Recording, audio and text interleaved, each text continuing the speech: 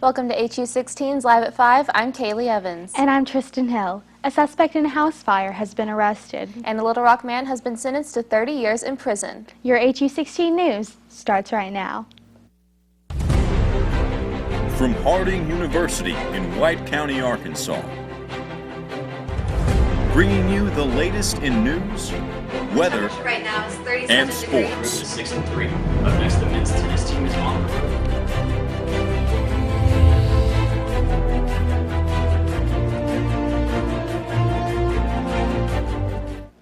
A man facing accusations of shooting at people trying to escape a burning house in Helena, West Helena, is under arrest. He was arrested Sunday and is being held on a $1 million bond. Occupants reported the back of the home had been set on fire and they tried to exit the home through the front door. Two men dressed in dark clothes began shooting at them, forcing them back inside the burning house. The man is in custody. The man in custody faces 12 counts of attempted first-degree murder, arson, and illegal possession of a firearm. His partner is still being sought by police. A man is dead and a woman is suffering from injuries due to a car accident. Douglas Henley of Tyronza and Anita Rainwater of Mark Tree ran into a ditch overturning their SUV just south of Arkansas 308. Henley was pronounced dead at the accident site, and Rainwater was taken to a Memphis hospital nearby, and her condition is unknown at this time. A Hot Springs homicide suspect is in custody. John Drennan Jr. was arrested yesterday, according to the director of the Hot Springs County 911. The Hot Springs County Sheriff's Office, Arkansas Department of Correction, and the Malvern Police Department all worked together to apprehend Drennan. Drennan had been sought by authorities since Monday in connection with the homicide case. The homicide took place in Lono community. A Little Rock doctor has pleaded guilty to healthcare fraud totaling $2.2 million. Dr. Robert Barrow was ordered to pay $700,000 in restitution to Medicare and Arkansas Blue Cross Blue Shield. He also has to pay $100,000 to former patients for out-of-pocket expenses they had to pay. He will be sentenced on a later date, but faces up to 10 years in prison, a $250,000 fine, and 3 years of supervised release. And 4 suspects from a double homicide in Conway are starting their trial cases. Robert and Patricia Cogdale, both 66, were found dead behind their home on July 22nd. Police say they believe the couple had been killed the previous night. In total, 6 suspects have been arrested in connection with the case. 4 appeared in court yesterday. Their pleas and next scheduled hearings are all being handled separately. Connor Atchley and Anastasia Roberts pleaded not guilty to first-degree murder and theft by receiving. Randy and Michelle Staton pleaded not guilty to hindering apprehension. The next round of trials are all scheduled for December. After 2 Ouachita County inmates find themselves free, the jail begins to reevaluate their security precautions. The 2 inmates were Austin Hill and Roy Malcolm. Malcolm was accidentally released and Hill escaped. Both are back in custody. However, many questions remain about the jail security. Ouachita County Sheriff David Norwood admits his agency is to blame for the inmates' premature release and escape. To fix the security issues, Norwood has requested adding 4 new supervisors over the 16 young jailers and increasing pay for incentive to stay and do a more thorough job. Norwood says jailers are now taking part in a week-long training class, all in hopes that this does not happen again. A shoplifting suspect makes off with a patrol car in Forest City. Reports say the man was suspected in the shoplifting incident on Monday. Police say he began complaining about medical issues while talking to officers and then sat in a patrol car despite orders to get out. After an attempt to remove the man, police say he slid into the driver's seat and sped away. The man then lost control and crashed into a tree stump, totaling the patrol car. He was taken to the hospital for treatment of a broken hip. The 62-year-old suspect now faces charges of both aggravated assault and shoplifting. The Arkansas Supreme Court is deciding whether or not to dissolve the restraining order on Arkansas executions. The order was issued last week by Pulaski County Circuit Court judge, and it postponed 8 executions scheduled for next week. Written by the Assistant Attorney General, the petition asked the court to rather mandate that inmates' request for a preliminary injunction be heard before the first scheduled execution on October 21st. It is also said the circuit court judge who issued the restraining order overstepped his jurisdiction, and the main reason the original hearing was pushed back to March was so one of the 3 lethal drugs to be used could expire. The justices have not yet responded to the request. Arkansas is on a 2-week deadline to decide if it is going to continue its ban on funding Planned Parenthood. The United States District Judge ordered today that the state has to respond by the end of the month to Planned Parenthood's motion. The motion is looking for a status update on the lawsuit challenging the cancellation of its Medicaid contract. Earlier this month, the state was ordered to continue paying for 3 patients who sued over the cancellation. Planned Parenthood is looking to stop the state from banning its funding. An Arkansas prosecutor says Jonesboro police officer was justified in shooting a man. Officer Brian Arnold was responding to a domestic disturbance call last month when he went inside a home and found Clifton Puckett and his wife struggling over a shotgun. The prosecutor said Arnold ordered Puckett multiple times to show his hands and drop the gun. According to the prosecuting attorney, Arnold used deadly force in self-defense and in the defense of others. And a former governor and 3 business leaders will be the newest inductees of the Arkansas Business Hall of Fame. Former Governor Winthrop Rockefeller, along with Dillard's chairman and CEO, William Dillard II. Former Arkansas Blue Cross and Blue Shield president and CEO, George Mitchell. And former Aromatique president and CEO, Patricia Upton, make up the 2016 class of inductees. The induction ceremony will be February 12th at the State House Convention Center in Little Rock. For the first time in 8 years, the Phantom pilot dropped live turkeys during the 70th Annual Turkey Trot Festival in Yaleville. 3 turkeys were dropped and then glided to safety between 11 and 11:30 Saturday morning. The turkey drops occurred in defiance of the Federal Aviation Administration warning that such a move could result in prosecution and in jail time. The drops also came after PETA offered a reward for information leading to the arrest and conviction of the Phantom pilot. The dropping turkeys were met with great cheers and dozens of children running after them. And the annual Keep White County Beautiful cleanup will be held this week at the White County Fairgrounds. Items that will be accepted include appliances, scrap metal, furniture, bag trash, solid paint, and regular-sized tires. There's a limit of 10 tires per individual, and tires must be off the rim.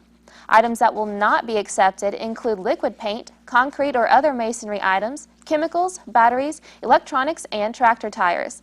The cleanup will be held from 7:30 to 5 Thursday and Friday and 8 to 2 on Saturday. Residents can dispose of certain items by taking them to 802 Davis Drive. For more information or information on how to volunteer, contact the Searcy Sanitation Department. Coming up, we have highlights from last night's Democratic debate. But first, let's get a look at weather with Bo Smith. How's it looking outside today, Bo? Well, Kaylee, we have one more day of hot weather coming up this week, but after that, we're seeing some cool weather coming our way. I'll have all that for you and more after the break. Really?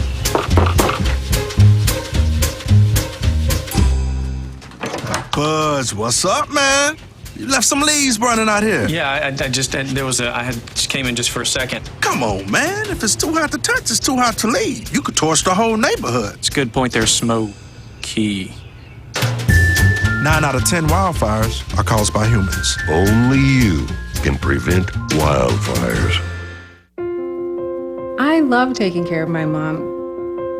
It wasn't easy at first. She learned how to better communicate her needs. And you learned how to not ignore yours. I discovered how to make healthier meals. And I discovered how much I enjoyed them. Becoming a caregiver is a learning experience for everyone. Find articles, tips, and tools from experts and others who have been in your place. The Caregiving Resource Center at aarp.org/caregiving. Na na na na na, I love you so. I love you, I love you. La la la la, la la la la la la la. We're here. Yay! It's a short drive from your neighborhood to your naturehood. To find a neighborhood park or green space near you, visit discovertheforest.org. I wish I was in school. If only I had a math test today.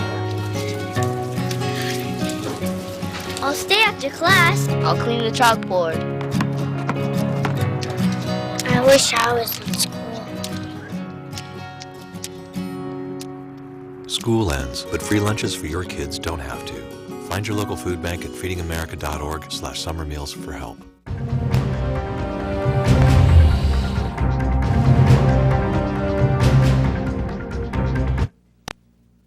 Welcome back to HU 16. We have had clear skies throughout today, and it's been another warm day here in Searcy, Arkansas. We have a little breeze coming through from the northwest at 5 miles per hour. A little bit of that is contributing to our warmer weather that we've had today. Our high temperature today, though, was 86 degrees.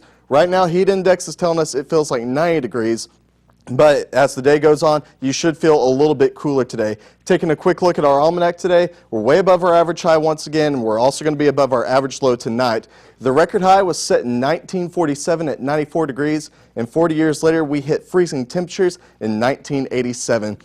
Taking a look at our temperature, not the temperature map, excuse me, our country surface map, we're seeing that we have a cold front coming here through Arkansas, and you might be asking yourself, if we have that, and then why aren't we feeling colder weather? Well, that's because we have this high pressure system right here just below us that's rotating clockwise, and it's bringing all of the Gulf temperatures and the western temperatures that's coming in this way, and we're seeing warmer weather from that. And we also have a low pressure system going counterclockwise right over here, and bringing in weather from the southeast and bringing also warmer temperatures from there into Arkansas. And it's affecting the whole state right now, let me tell you. Right now in Fayetteville and Jonesboro, they're keeping it at the mid-80s, but the rest of Arkansas, we're seeing temperatures peaking at the 90s, and that's no exception for Searcy. But taking a quick look at tonight's weather, we're going to see clear skies tonight and a low of 53 degrees. And we're also going to be seeing winds coming out of the northwest at 5 miles per hour. And sunset will be at 6:35 tonight. Tomorrow's forecast, we're seeing a similar pattern as we did today. Bright, clear skies. Once again, it's going to be a little bit hotter tomorrow. 87 is going to be our high. 56 is going to be our low. In the morning, we're going to see winds coming in from the northwest, but we're also going to see them coming in from the southwest later in the day at 5 miles per hour, contributing to our warm weather for tomorrow. But I have good news for you. We're going to be seeing colder weather coming in the next few days. On Friday, we have a 15-degree jump from Thursday into Friday, high of 72, and we're going to be seeing sunny skies through the weekend as well. And we're going to be seeing a drop from 72 into the 60s, and it pops back up on Monday into the lower 70s. But also, we're going to be seeing some low temperatures at 40 degrees as well. So make sure that you bundle up and you have a jacket and you don't get sick from that. That's all I have for you with weather. Now let's take it back to the news desk with Kaylee and Tristan. Ladies? Thanks, Bo. Israeli police say there has been a failed attempt to stab a private bodyguard at the Damascus Gate Plaza. Reports say the attacker ran with a knife toward the guard who was providing security for a family visiting the Old City. A police spokeswoman says the attack was neutralized. Today's incident is the latest in a wave of clashes this month over a disputed holy site in Jerusalem's Old City. The Israeli army says it will send in hundreds of troops to East Jerusalem. This will be to back up police forces as surging violence across the region shows no signs of letting up. And what happened in Vegas certainly isn't staying there. The good, the bad, and the ugly moments from last night's Democratic debate are already making major waves in the 2016 campaign. CNN breaks down the lasting effects of the first face-off. The highs. That the American people are sick and tired of hearing about your damn emails. Thank you. Me too. And lows. Sure, what does that say about you that you're casting a vote for something you weren't really sure about? I think you're being a little rough. Of the Democrats' first debate are now behind them. But Tuesday night's Sin City showdown will likely have a lasting effect on 2016. The general consensus? It was a good debate. Even the Republicans seem to enjoy it. I can tell you that I'm sitting here having debate envy. Because what we saw today was a master class on debating. And Hillary Clinton and Bernie Sanders ran away with it. Basically tonight, Hillary Clinton was Beyonce. She was flawless. Of the three other guys, all polling at less than 1% nationally, experts say only Martin O'Malley came close to making a mark. I think O'Malley helped himself. I don't know that he helped himself enough, but I think his constant drumbeat of, well, you like that policy? I did it in Maryland. You like that? I did it. I think that actually was effective. Worked very well. Several pundits predicted this was the beginning of the end of the road for Lincoln Chafee and Jim Webb. And some are even saying it could be the same for a particularly popular non-candidate. And if I'm Biden, I don't see any way to get on the stage between Sanders' performance, certainly near the end, and Hillary Clinton's domination. I don't see a road in for Biden. I would have to think that this would give him some pause. Sources close to Biden say that Clinton's debate performance would have no impact on his decision to run for president. In Washington, Diane Gallagher reporting. Pentagon representatives are looking at 2 Colorado prisons to see if they could house some of the world's most dangerous terrorists. The Defense Department is trying to find a place to move detainees who are too dangerous to release from Guantanamo Bay.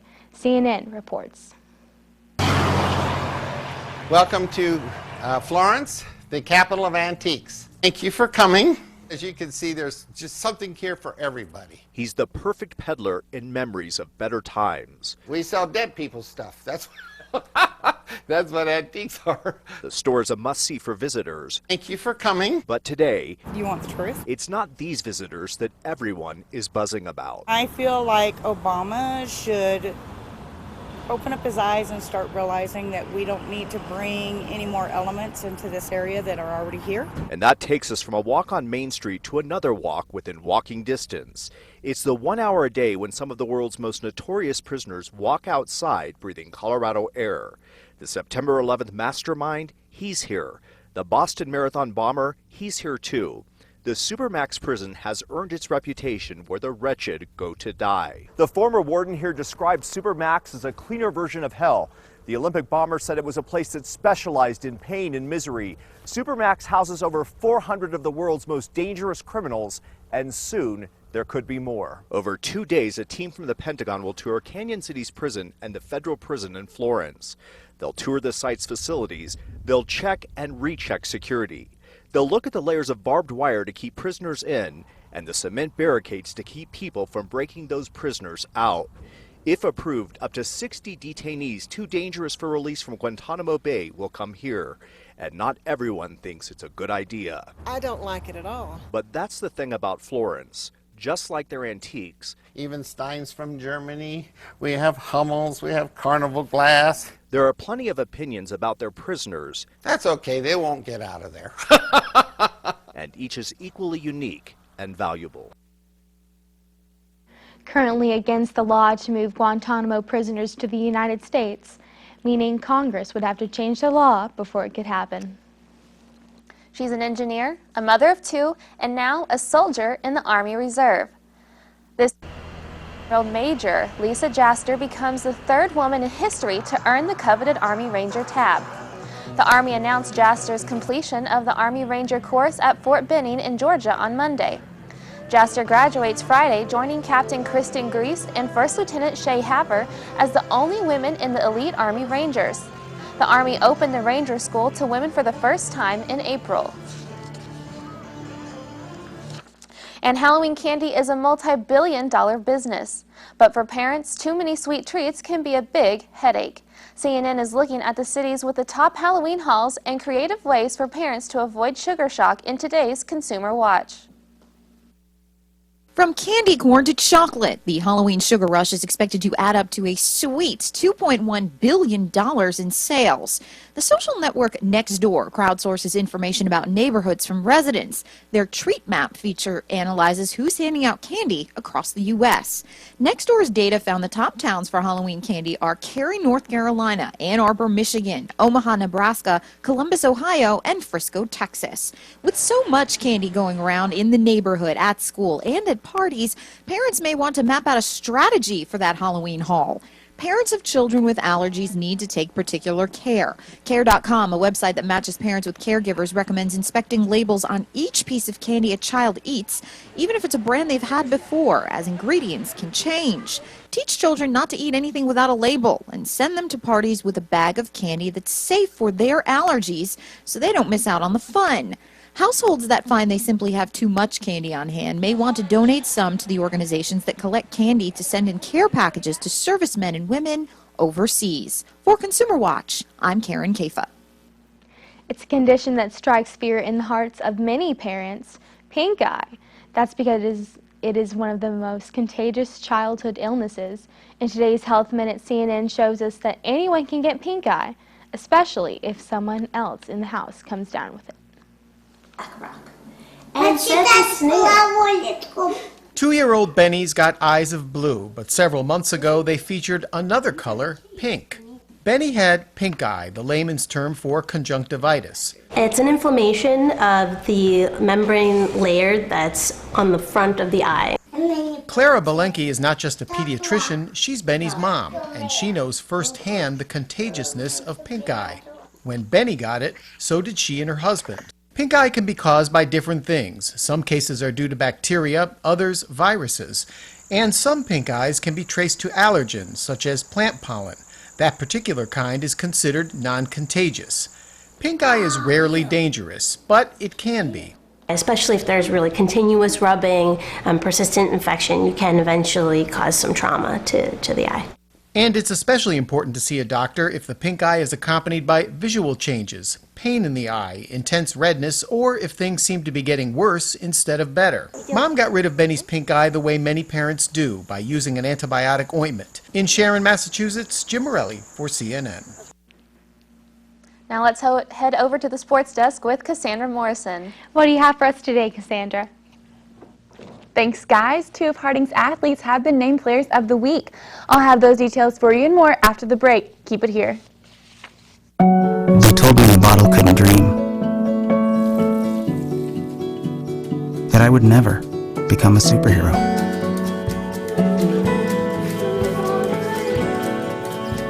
But I learned how to fly. Just to come back in a new disguise. And be the hero that I've always wanted to be.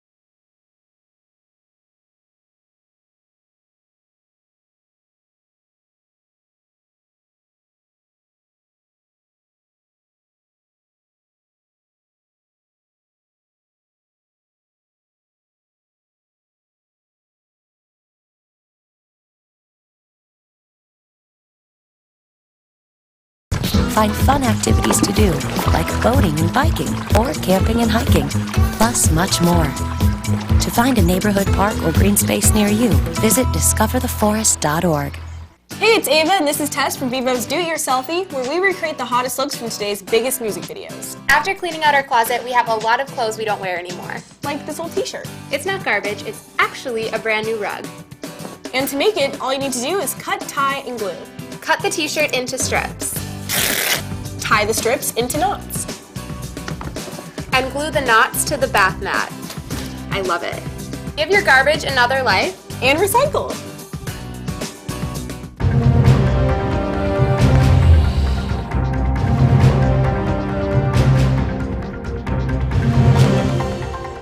Welcome back to sports.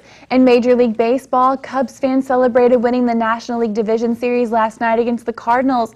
Cubs fans are paying top dollar to watch their team try to make it to the World Series for the first time since 1945.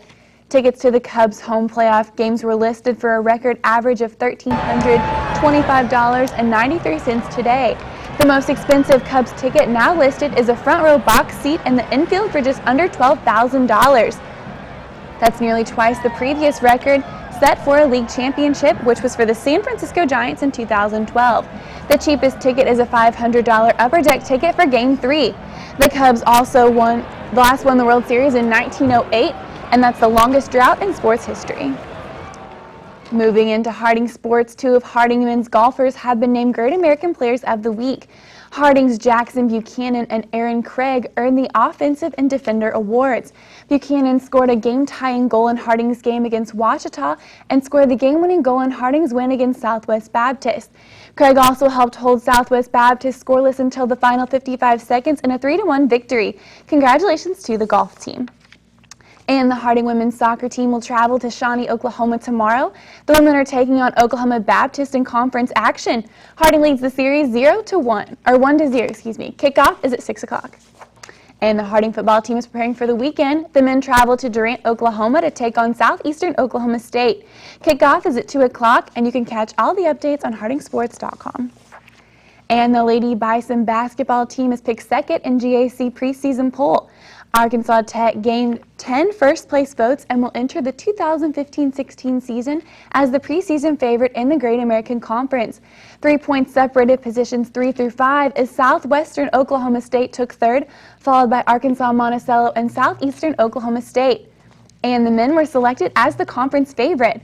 Following a vote of the Great American Conference's 12 men's basketball coaches, Harding edged out East Central, Ouachita, Arkansas Tech as the preseason favorite. And Harding's annual Midnight Madness is next Monday. Midnight Madness is an event designed to kick off the basketball season and get people in the spirit of the upcoming games. The Madness is set for next Monday night starting at 10:30 at the Rhodes Fieldhouse. Well, that's all I have here in sports. Now let's go back to the desk with Kaylee and Tristan. Ladies. Thanks, Cassandra. Coming up, President Obama can mark wedding crashing off of his bucket list. Stay with us.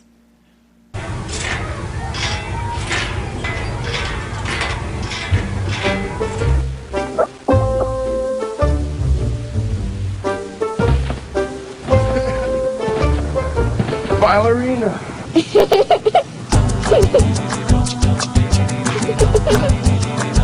Sometimes all it takes to be a dad is remembering how to be a kid again. Take time to be a dad today. When I was in foster care, I never knew when I would have to move, so I always had my suitcase ready to go. Then one day I was adopted. My new parents opened their hearts and home to me. My parents cook my favorite breakfast for me every morning. My parents take me on trips I never thought I would go on. They gave me a home and an even better reason to use that suitcase. My parents aren't perfect, but they're perfect for me. Hey, did you know 2.4 million loving cats and dogs in shelters and rescues need our help to find a home? Let's go to theshelterpetproject.org and meet a few who are in a shelter near you. Harlow, oh, she's one great listener who loves to hear all your stories. My kind of cat. Cerulo is a sweet, goofy boy who's eager to please. Sounds just like another dog I know. So go to theshelterpetproject.org, search your local shelters and rescues, and go for a cuddle with your next best friend. Adopt. Healing takes time. It also takes knowledge and expertise. Here we learn to reach out to and care for others through the application of medicine and true compassion. We understand that our mission is to take our training and abilities out into the world where they can and do heal the lives of others. For us, that mission began in a place of faith, learning, and living. Harding University. A bizarre Halloween costume fire and President Obama crashes a wedding. CNN has today's Take a Look at This. A 40-year-old man is in custody after allegedly setting kids' Halloween costumes on fire in a California Walmart. You can see employees working to put out the blaze. Police say the suspect used a bottle of charcoal lighter fluid from the store to start the fire. The store was evacuated, but no one was injured. NASA's Hubble telescope has snapped new pics of Jupiter, helping scientists create 2 new global maps for the planet. Images confirm the Great Red Spot is shrinking, and you can even see movement of the planet's clouds by comparing the 2 maps. Cool. You know what's not cool? Upstaging a bride and groom at their wedding. But if you're the president, they'll probably let it slide. While golfing in California, President Obama decided to play through a nearby lodge where Brian and Stephanie were about to tie the knot. It wasn't quite time for their entrance yet, but... When it was so clear that he was going to be shaking people's hands, that's when Stephanie made the decision. And it would just be run the down last there. chance. I was like, Yeah. you know what? Obama snapped a few pics with the happy couple in what turned out to be the ultimate wedding crash. For Take a Look at This, I'm Jeremy Roth. So have you ever crashed a wedding? Not exactly, but I did pull a fire alarm at a wedding once, and the fire trucks had to come, all the guests had to leave. The bride was not a happy bride, but that's okay. So, well, thanks for watching Live at 5 for all your news, weather, and sports. And remember, you can watch us anytime, anywhere at the link at streaming.rhode